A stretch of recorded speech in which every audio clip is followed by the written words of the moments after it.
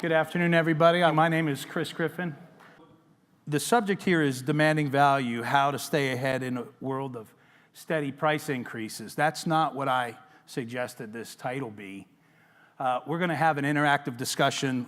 We're giving an impossible time frame of 45 minutes to have a discussion, which I hope will be, in the spirit of TED Talks, the first of a series of an ongoing conversation that we're going to have every year here, and maybe in other places as well, about our industry and what we can do to help that exhibitor that is feeling underappreciated and under attack about costs and some of the process things. And I think if there's going to be any improvement, it's going to be coming from the bright minds in this room. So at least let's take a swing at that discussion.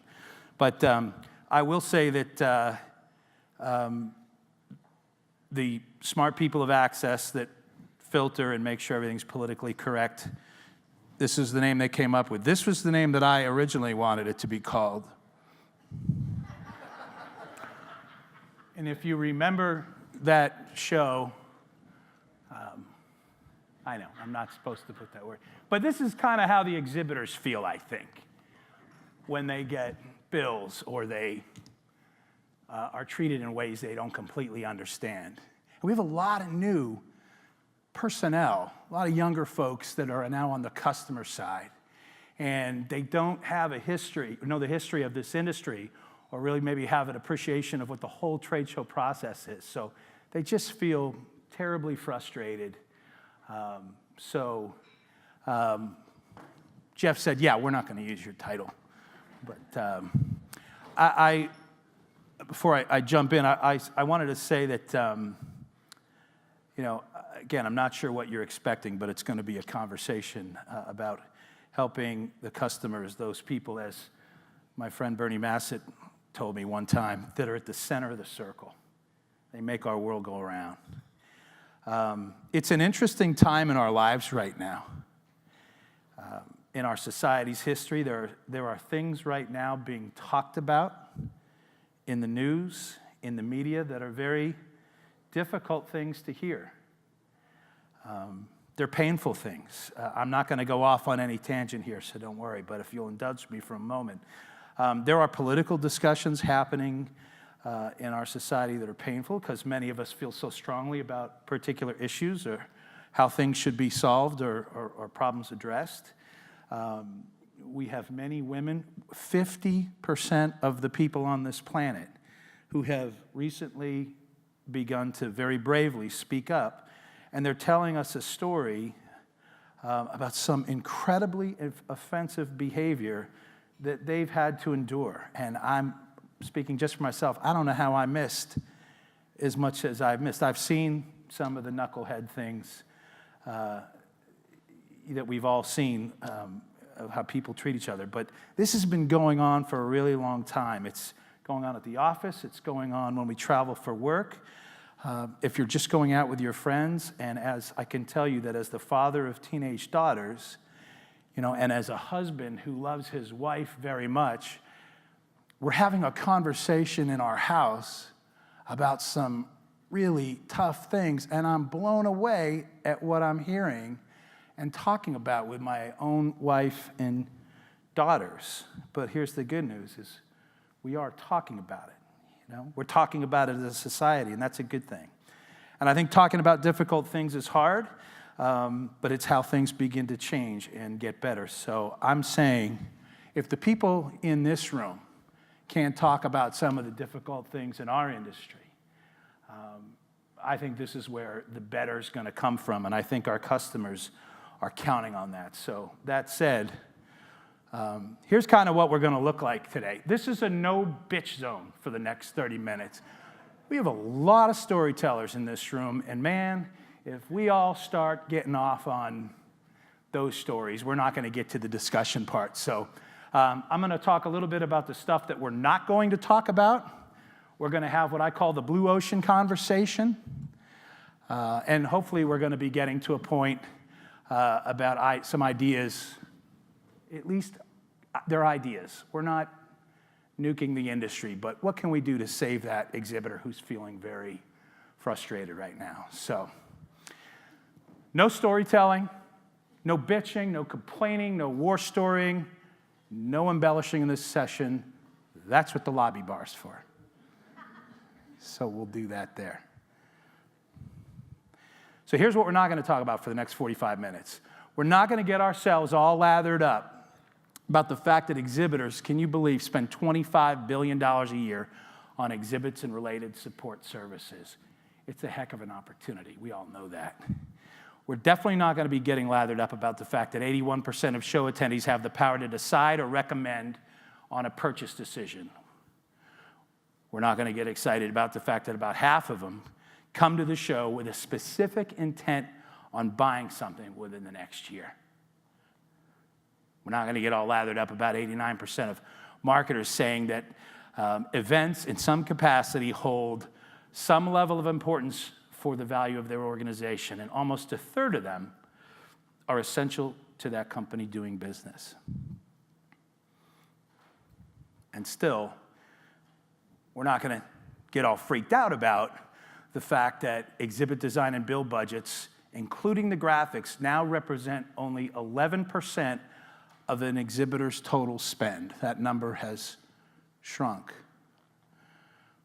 We're definitely not going to get freaked out about the fact that 50% of exhibitors' total show costs are unknown to them when they sign up to participate in the show. Raise your hand if you're an owner or somebody with P&L responsibility at your company. Would you spend on the marketing campaign if you didn't know what half the costs were going in? It's insane. But they don't know that. We know that show organizers are negotiating 67% of a show's costs without any input from those customers at the center of the circle. I don't want you to freak out about the fact that over a 10-year period, union labor rates saw about a 30% increase. That's about a 3% a year average. Over that same 10-year period, non-exclusive services rose about 50%, or 5% a year.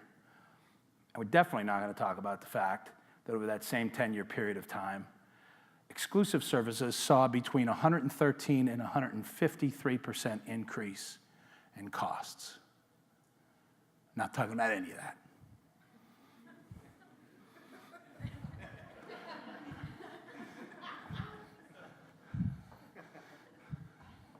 We'll talk a little bit about the rising costs, steady price pressures, margin creep. This is where that TLC song should kick in right now. Creep. I know you know what that is. How much can customers tolerate here, guys? Today, I'm hoping we're going to begin the conversation together on giving some relief here. How can transparency drive better value? How do the industry stakeholders in this room maybe start to work together to drive more value for that end user customer? How can blue ocean thinking help us come up with the solutions that are going to keep those exhibitors in the trade show space? We love the other space that we're getting opportunities in, but we don't want to see the trade show space die. How do we keep them swimming in those waters? If you're not familiar, anybody in this room read the book Blue Ocean Strategy, which is one of my favorites. Fantastic book. It's based on the principle. The competitive workspace is broken into two spaces, red ocean and blue ocean. And most of us work in the red ocean side. And it's red because we all cannibalize each other, offering the same services and beating each other up on price and trying to carve out differences in what our unique value proposition is. And there's a few really smart companies that have figured out how to move to that blue ocean, deep water. Very few, if anybody else, is out that way. And they create uncontested markets to serve. The competition almost becomes irrelevant, either because of some new value proposition or some unique way that you're providing services and products. You create and you capture new demand. And if you're wondering what kind of, who are we talking about here? There's all kinds of examples. Stitch Fix. Ladies, do you know what Stitch Fix is? I've recently discovered this year annualizing our monthly credit card bills. I mentioned I live with my wife and 2 teenage daughters. Stitch Fix, all I'm told when I say, what is this? It's only $20 a month, Dad. Well, the membership is $20 a month. Okay, but really you have professional shoppers that shop for clothes for you based on the style that you like. So the bill's never $20 a month. Okay, if you don't buy anything that month, then it's only $20. Great brand, redefined it. Tesla, CarMax. I am a CarMax disciple now. I hate the car buying process. And it was several years back. I think we've bought our 5th car now from CarMax. And let me go talk to the finance manager. That's how the old style is doing. Let me see what we can do. And they write a number on a piece of paper and they slide it over. And then they slide it back and you slide and they slide. And, well, the interest rate can't be at that price. The interest rate's this. And CarMax, I said, I'm not dealing with anybody. I snuck onto the car lot. And I'm walking around, and after an hour of climbing in and out of cars, there's nobody bothering me. And I finally walked in, and I said, can I talk to somebody? And the kid comes over, and I said, listen, I don't want to play any games. I don't want to talk to your finance manager. He goes, Mr. Griffin, I think you should understand. I make $150 as a commission on a car if you buy it. Doesn't matter if you buy a $4,000 car or a $44,000 car. It was the greatest experience. Now, there's a no dick or sticker price, so I can't really negotiate much there, but it was a great experience. Blue Ocean Strategy, which best suggestion, if we get to the suggestions, I'll give you a signed copy of that book if we come up with a really good, big, hairy, audacious idea that we can say this would be a great thing to try in our industry to save our exhibitors some money. By the way, it's not signed by the author. I'll sign it for you. but I will sign it for you. So this is my opinion, but I'm saying I think there is a storm in our industry that's happening right now. And there's 3 storms that have come together. One is the hidden partnership between associations and general contractors. And when I say hidden, I'm saying it's the exhibitors don't know about it. Listen, I have some general contractor friends that are in this room. I think a lot of people in this room don't really understand the costs of general contracting. My company recently GC'd a small event down in Boca Raton, Florida, and we had a couple of forklifts dropped off on a Saturday night before we were moving in Sunday. Well, somebody had to go out there and meet them. Okay, and somebody from the hotel we had to pay to be available to meet them as well. There was costs associated with that. You run a marshaling yard, the CES show. Do you have any idea how much the general contractor has to spend on local police just to direct the traffic around the marshaling yard? So I think we don't always understand the real costs associated with providing that service. But I think we say drayage like it's an ugly word, and we don't necessarily acknowledge that there is some general value in that service. Somebody unloads the trucks, and they bring it over to the booth space, and they take the empties away. And there's insurance, and there's equipment, and then they bring it back. And then they load all the trucks. Well, I'm willing to pay something for that. That's reasonable. But where we get confused is when some of these costs start showing up in the electrical bill, and they don't have anything to do with electric. And you know what? One of my friends, again, here, who's a general contractor, said, well, one of the things, what do you do, Chris, when your customer, the show organizer, asks you for $300,000 worth of free stuff?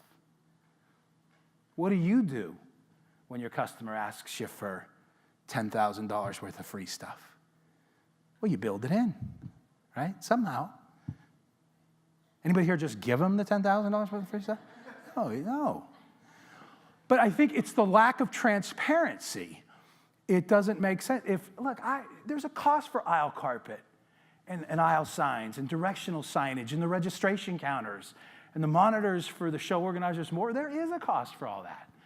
But when you hide it in some place that it doesn't make sense in the cost formula to the exhibitor, we're losing the hearts and minds of our end users. So that's one thing. Number 2, the exhibitor's loss of influence over the direct spend that they have. There's so much of it that they just either don't know about ahead of time or they lose. That's another thing that's pushing them away or to not want to come back, I think, to trade shows. And the third thing, in my opinion, is what I'm calling the millennial effect. This younger generation is no longer just in our companies as employees and coworkers. They're now on the customer side. Okay, and they're not turned on by 3 to 5 minute encounters. They like total immersion experiences. So the end result is this storm, I feel like the weather, it's pushing at the upper high front is pushing and driving new outcomes. Corporate events, user conferences, dealer meetings, pop-ups, mobile marketings, total immersion events. We've done more of them, and if we are, I guarantee everybody else in the room is. And that's great, but I don't think we want to do it at the cost of cannibalizing the show business.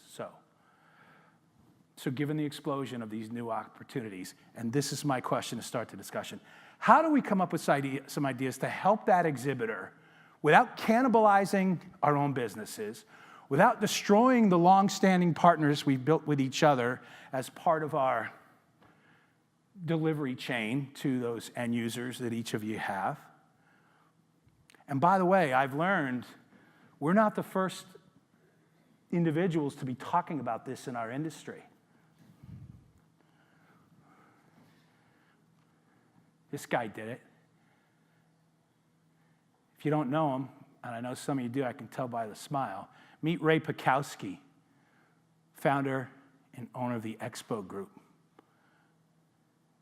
I read his book. I finished it on the plane while I was building my blood clot.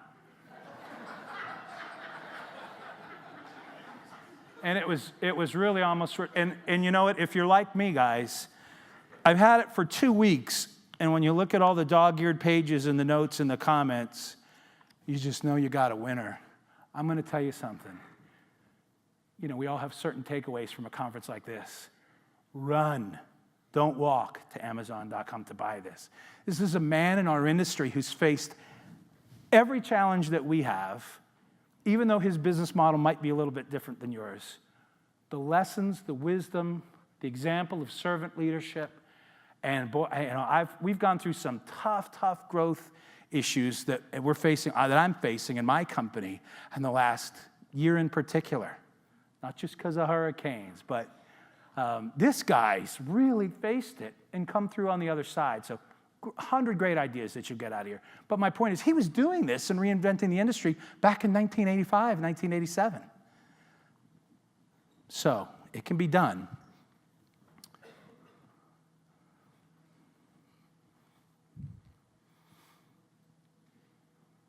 So let's talk a little bit about how do we give that exhibitor some, how do we tackle the transparency thing? There was 5 of us the other night. We were having a safety meeting on the back patio. I don't know how the cigars got there, but it was a safety meeting. And this subject came up, and I'll be honest, these individuals that are there, I look up to every one of them as business leaders. And we didn't all agree on this. But this discussion, somebody said, I'm not sure I want to have this conversation with my customers about costs. I'm like, well, how do you not have that conversation? So, one of the subjects that came up was, just as an example, somebody in the way up high general contracting world had told me that the freight business they get as a general is single-digit revenue compared to the total spend on trade show freight. They get a single-digit percentage of that revenue. And yet, if you think about it, if your customer uses the show carrier, their material handling does go down because they're not going to the advanced warehouse, they're going direct to show. Somebody actually stays and sees those trucks get loaded, in theory. And there's probably some other preferred attention that they can get. Now, if everybody in this room recommended that, now I'm notice me trying not to look at my friend Dave Mahalik right now, who owns a freight company. So as I don't look at Dave, but let's just say that happened, and all of a sudden a show has 40% of the freight, or is now using the show carrier, which that general can't possibly handle. And if that were common practice, this is my big, wild, hairy, audacious idea, which I want to hear from Dave, and he can tell me why we shouldn't do it. But I'm just saying, all of a sudden, all these shows have that much freight to handle. And if I'm Dave, I'm going, all right, I need to go in and pitch that why I should handle these 50 shows for them, maybe in my area, maybe that makes it a little bit easier. How do I become a strategic partner in that chain? We're all wanting to protect our revenue streams and our gross margin because we all live in the same red ocean. And that pool's getting smaller, or maybe it's just getting more crowded. But I'm saying, it's happened in other industries. Remember when in the car dealership industry, it used to be an insult to say, you're nothing but a cheap car salesman. And now car salesmen are completely different, because I don't go in uninformed. I can learn everything about a car before I walk onto the CarMax lot. And I know that guy's only going to make $150 because their money now, 67% of their profit is coming from service. They've changed their model. They had to. I'm not saying that we can start Monday changing our model, but I'm saying we can continue to cut each other up and bleed, and our customers are getting more and more frustrated and more interested in outside outcomes. I mean, good for you if you can capitalize on that. But if we're not, we've got to come up with other ways to offer them some relief. Dave, tell me why it can't work that way.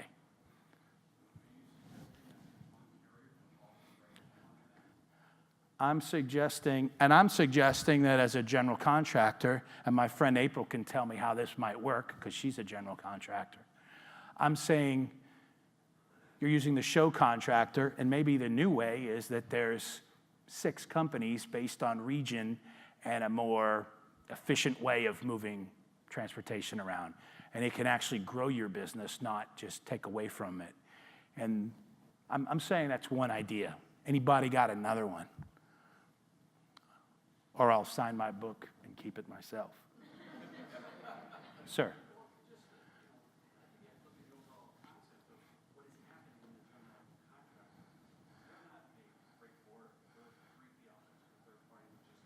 Yeah.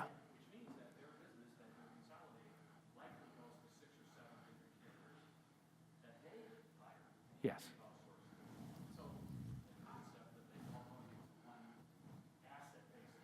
And I'm not even saying that, but if you say show carrier to a customer and all they know is I can ship it a little later, which they're doing anyway, and it doesn't have to go to advanced warehouse, but I know that my material handling drops $15 per hundredweight because of that. That's what it says in the show book.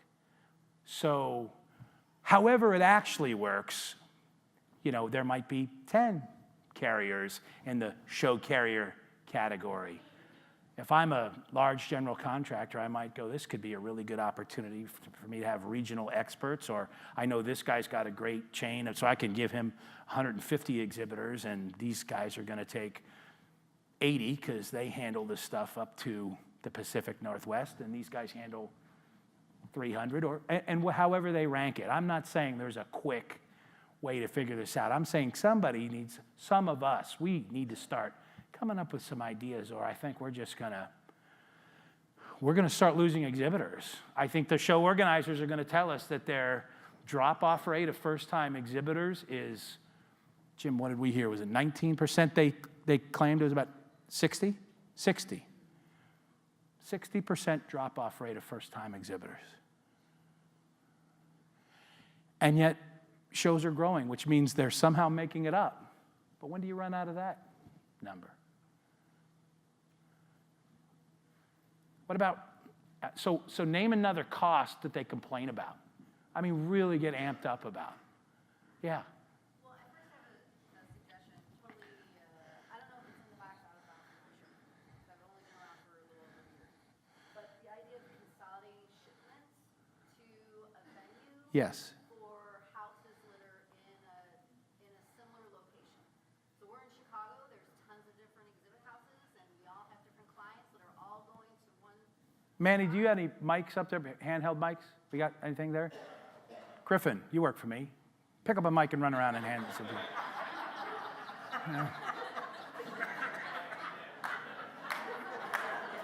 What? That's how brothers talk to each other. You're so not getting a Christmas gift this year. Thanks. I'm sorry, go ahead. Okay, so I'm relatively new to the industry, a little over a year in.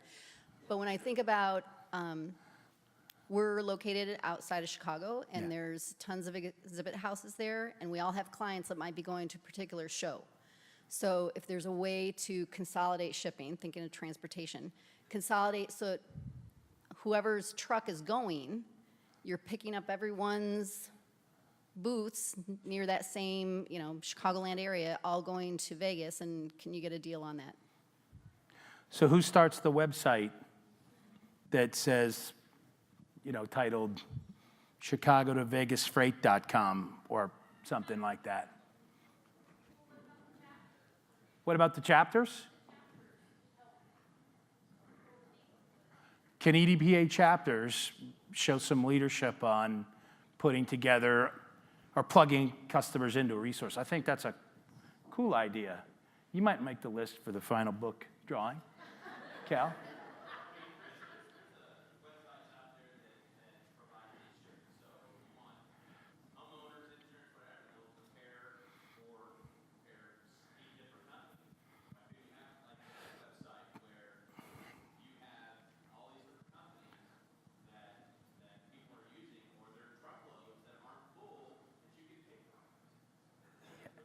I think insurance, that's it.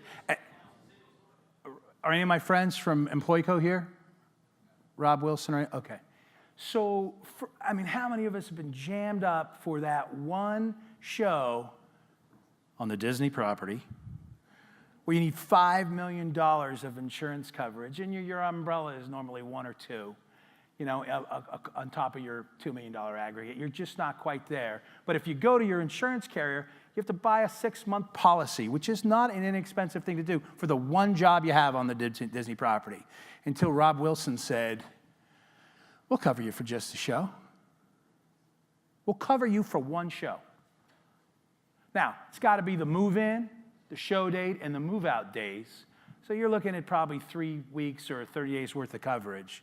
But it's a fraction of the cost of the only other option, which is a 6-month rider on your policy. I'm talking about, which is a cost you're passing on to your customer.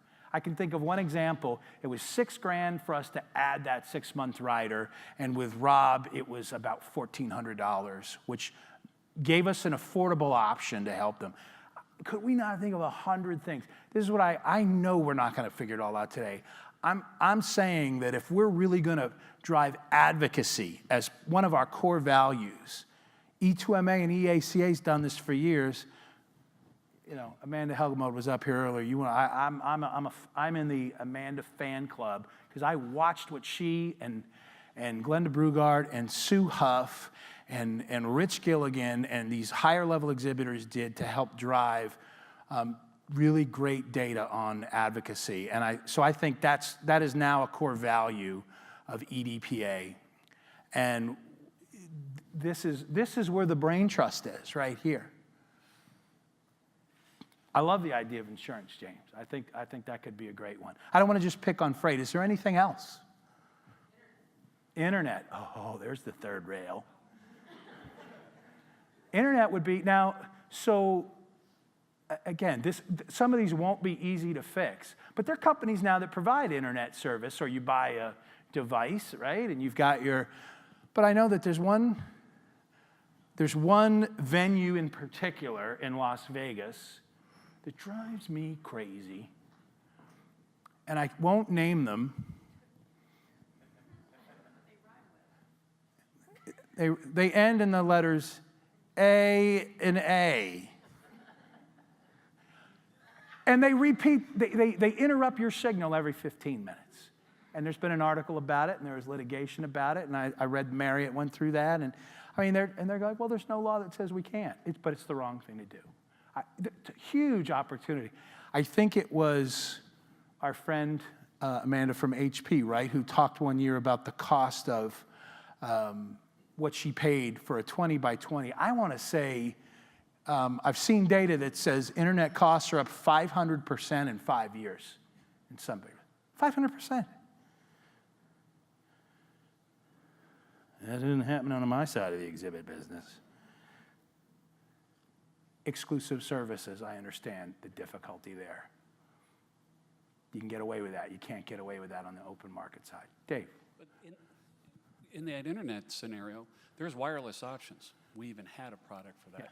Yeah. And to your point, Marriott and a few other places got caught because of the supposed security that's necessary, and those signals get blocked. I mean, you do it on an exhibitor show. You want to talk about advocacy, let's figure out how to do our own industry show better, because everything is very expensive there. You can't get a wireless feed. You got to take the house feed. But that wireless option is something that other companies provide and still exclude themselves from saying whether or not it'll work at any given time or not, because of the outside influences designed around making sure that it's purchased through the exclusive. We've seen some large shows. Pete's show at IMTS, he's broke the model. PAC Expo's done that. What were you going to say, Dave? About 20 years ago, a lot of people, meeting planners will remember that a hotel on the panhandle of Florida, major chain, snuck a little clause into their contract that said, signing this contract, obliges you to use only and exclusively the in-house audiovisual company. Okay. I'm watching you on the war story. Don't make me pull Dana Carvey. It's not my war story. Okay.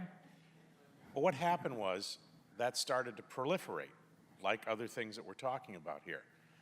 Until the meeting planners and event planners started to get wind of it as they saw it moved more and more and more, and then they became conscious of it everywhere and started negotiating that clause out of contracts. I think what we're seeing now for a lot of this is that when you say 50% of the costs are unknown to a trade show planner, when they start their the meeting planning industry, just primarily hotel, very aggressively started getting a checklist of some of these things that were popping up. Maybe on our side, because a lot of these things that pop up, the 50%, if you negotiate them in advance before signing the contract, you can mitigate some of this, unless I'm wrong. Listen, the reason I know this is not a quick fix is because HubSpot tells us that 92% of B2B purchases right now starts with an internet search. And that buyers are 70% of the way through their purchase process before they engage us in conversation. They love to hide behind the anonymity of their computer screen. And they're checking out your website and his and hers. And we were having a discussion. Is Scott Bennett in the room? We were having a discussion at dinner the other night, and he said, he goes, I got a sales process. I said, well, you better have a sales process. There has to be a defined process. What's your process? He goes, well, I start building reports. I said, that's not a process. That's a tactic. So we were talking about, qualify the lead, qualify the opportunity. There's a discovery and a consultation phase of some kind. There's a presentation phase of something, okay? Quote, capabilities, design, whatever it is. There's a confirming solution phase, because they never buy it exactly as is. And then you coordinate the order. Okay, so the buyers now have their own process. So there's a discovery process, and you're not in it. They check out, and they're looking, and they're finding, and somebody somewhere has told Melissa, the marketing coordinator, she's 26, she's been in her job less than 2 years, and she's researching, and the boss or her boss said, we have $25,000 to spend on our 20 by 20. Go find us something. So ultimately, she comes back with some ideas she's found on the internet. There's a presentation phase. You're not in it. And then they come back, and they need to confirm the solution. Well, we like this, but their website said it's this, and this one has no price. We'll see if they'll give it for this. And so finally, they engage us at the point of negotiating price. If you work, Bernie's company maybe doesn't have that because he works on the very peak of the pyramid. Some of you work up there. Some of you, and Bernie's going, yeah, we still have those people. Okay, but that 80% in the middle part of the customer pyramid, this is what's going on out there. So, I mean, anyway, my point is educating our customer, and I know this is a longer discussion, how do we get them to understand and maybe pay more respect to what the process is? Because when you aren't a CTSM certified or a certified meeting planner person, okay, you've got 15 things you got to do for this event called the trade show, and you're just as worried about the social media spend and the restaurants you're taking customers to and the shirts you're putting the staff is, and the booth is on the checklist too, but you don't understand that that's a 3 or 4 or 5 month process maybe. So how do we do that? How do we educate people that hide behind the anonymity of their computer screen? There's a challenge there. So I think one is let's start being honest and transparent about what costs really are and what it takes. It's hard. If it wasn't hard, somebody would have figured this out already. But what I learned in Ray Pekowski's book when he decided to tackle this very subject and create a different kind of general contractor was, he said, I was years into the business, but before I realized there is no financial incentive for the industry to change. But are we going to wait till trade show industry doesn't resemble anything that we grew up? How many have been in this industry more than 10 years? Look at this, man. Look around. You're feeding your kids just like I am. You're paying for college just like I am. You pay your mortgage from this industry just like I do. If not us, then who is going to tackle these issues? So, we have 2 minutes before Jeff's going to come in here and finger waggle me. And my fentanyl patch needs to be changed from what the doctor gave me. Was there? Oh, sir. So, Chris, you bring up the question, who's going to make the change? Yes, sir. People don't change unless there's pain. And the people that are feeling the pain are the exhibitor. But they don't have a voice.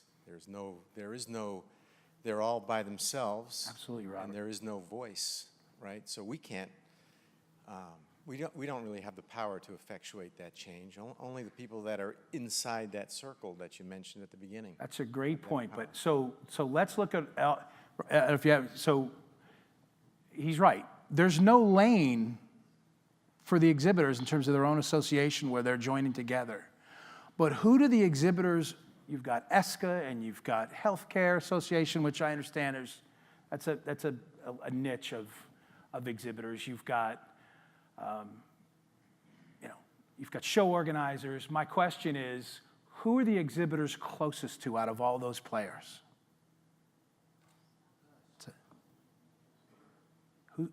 If we don't figure out a way to engage them, and look, I'm not here with the pretty answer where you're leaving with a happy ending. I work shoulder to shoulder with Jim Worm and Amanda Helgemote and a lot of Bernie Mass overall as we went from EACA to try and bring in that group to create a bigger tent to engage that exhibitor. And we failed. We got some to engage, but we didn't get a large enough group. And here's what I learned: millennials are not joiners. So I don't think we should stop trying, Robert. I just think that we're the ones that get belly to belly with that audience more than anybody else. And maybe we got to help tell them how to do that. This is a conversation. This is going to be like a Bruce Springsteen album. It runs for 30 years, Hey, Chris. Mary in her white dress, we've been listening to on every album. Yes. Chris, I just wanted to kind of speak to that. So something that you'll hear a little bit more about this evening, but something that EDPA has done has reached out to Glenda with HP, some of the same people that you mentioned earlier that was part of that original circle. We have brought them back together. We have an EDPA advisory committee, and it does include the exhibitors. As a CTSMer myself, and first and foremost, I believe in education. How do we let them know, let their voice, be heard, and how can we make these moves? It may take 30 years, but we got to start somewhere, and I definitely believe, that is a core group. What's interesting, and especially with what you just said about the millennials, is part of that committee is also millennials from Verizon, HD Supply, so we are including them as well. Okay. All right, I got to pick a winner on the book, and I'm really kind of underwhelmed. James, I like the insurance thing. Dave, my always dependable devil's advocate. Robert's right. They don't have a lane, but he reminds us we got to pick a lane. So, honestly, I'm signing this, and I'm going to ask April to take this back to Ray Pekowski because he gave me the most information. Dear Ray, go blue or go home?